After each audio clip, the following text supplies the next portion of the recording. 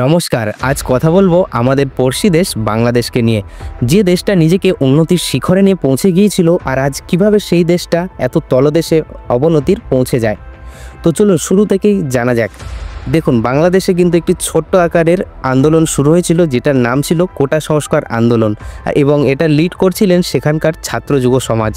কিন্তু এই আন্দোলনই পরবর্তী ক্ষেত্রে এত বড় আকারের রূপ ধারণ করে, যেটা কিন্তু সেখানকার সরকারের পতনকে করাতে বাধ্য হয়। এবং সেই সময় কিন্তু সেখানকার সরকারে অবস্থিত ছিল শেখ হাসিনা। শেখ হাসিনাকে কিন্তু দেশ ছাড়তে বাধ্য করা হয় এবং তিনি প্রাণ ভয়ে দেশ ছেড়ে অন্য দেশে চলে যান। তো এটা হলো সেখানকার ঘটনা। তো এতদিন তো মোটামুটি 1 বছরেরও বেশি হয়ে গেছে। দেশটাকে কিন্তু শান্ত হয়ে যাওয়ার কথা এবং দেশটা আগে কিভাবে বাড়বে সেইটা কিন্তু বাংলাদেশের ভাবার কথা, কিন্তু সেটা একেবারেই হয়নি। সেখানকার পরিস্থিতি আজও তেমনই আছে যা পরবর্তীকালে ছিল। তো দেশটা এমন অবস্থায় কেন পৌঁছালো, বা এখনকার পরিস্থিতি কিভাবে বদলাতে পারে, বা কেন পরিস্থিতি বদলাচ্ছে না, তো সেই সম্বন্ধে চলুন জেনে নেওয়া যাক। দেখুন, যুব সমাজের মাধ্যম দিয়ে যে আন্দোলনটি শুরু হয়েছিল, সেটা কিন্তু সেখানকার সরকারের পতনকে করাতে বাধ্য করেছিল।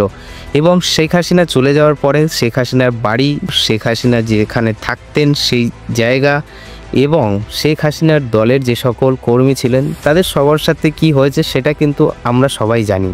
আচ্ছা, মানলাম শেখ হাসিনা ছিল একজন স্বৈরাচারী শাসক, এবং শেখ হাসিনার হয়তো কোনো রীতি বা নীতি সেখানকার যুব ছাত্র সমাজের পছন্দ হয়নি। তারা আন্দোলন করেছে এবং আন্দোলনের মাধ্যমে শেখ হাসিনার সরকারকে পতন করিয়েছে এবং তাদের দাবি মানতে সরকারকে বাধ্য করিয়েছে।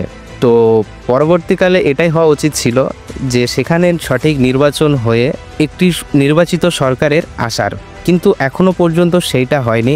অন্তর্বর্তী শাসক বা অন্তর্বর্তী সরকারকে দিয়েই কিন্তু দেশ এখনও পর্যন্ত চালিত হচ্ছে, কিন্তু তার ফলে যেটা হচ্ছে সেটা তো আমরা সবাই দেখছি।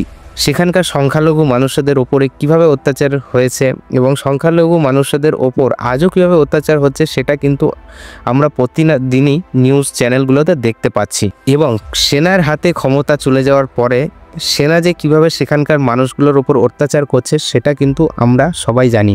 দেখুন, বাংলাদেশে জিনিসপত্রের দাম দিন দিন বেড়ে চলেছে।